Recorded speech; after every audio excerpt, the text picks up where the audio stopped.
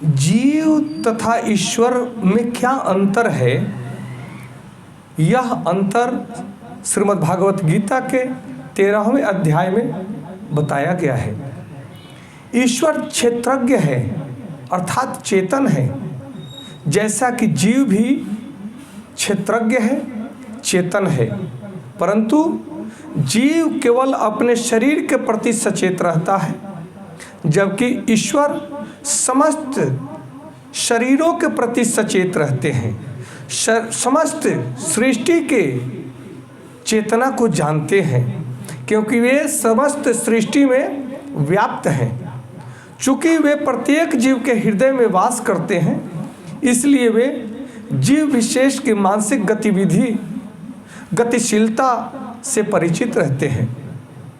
हमें यह नहीं भूलना चाहिए कि ईश्वर हर पल हमें देख रहे हैं, इसलिए हमें ईश्वर से विलग होकर के ईश्वर के विरुद्ध कोई कार्य नहीं करना चाहिए जो हमारे ईश्वर को पसंद न हो।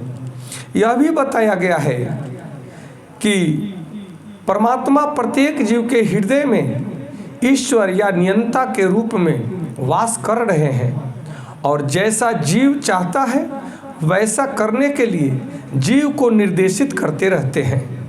अर्थात जीव जिस मनोकामना की पूर्ति चाहता है उसकी मनोकामना ईश्वर पूर्ण करते हैं। अब जीव को समझना है कि हमें कैसी मनोकामना की पूर्ति चाहिए, भगवान उसे पूरा करते हैं। जीव यह भूल जाता है कि उसे क्या करना है। पहले तो वह किसी एक विधि से कर्म करने का संकल्प करता है, लेकिन फिर वह अपने ही कर्म की क्रियाओं और प्रतिक्रियाओं में उलझ जाता है।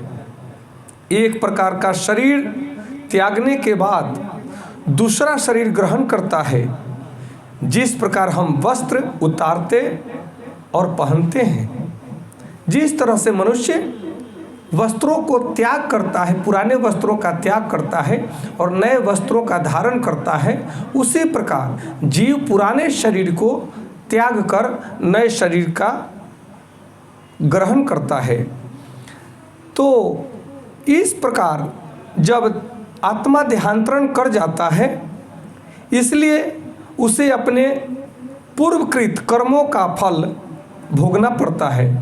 मनुष्य जब कर्म करता है, उसी कर्मों को भोगने के लिए वह जन्म पे जन्म लेने को विवश होता है।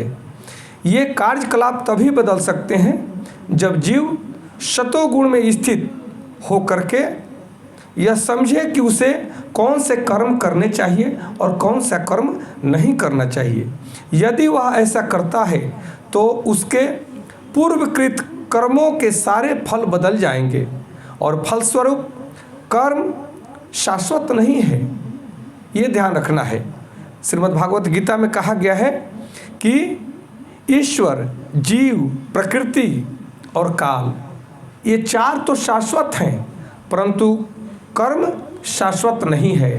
कर्म बदलता रहता है, प्रकृति गुणों के अनुसार कर्म बदलता रहता है। तो मनुष्य को चाहिए कि सत्व गुण में अपने आप को अवस्थित करके और अपने सात्विक कर्मों से अपने जीवन को धन्य बनाए।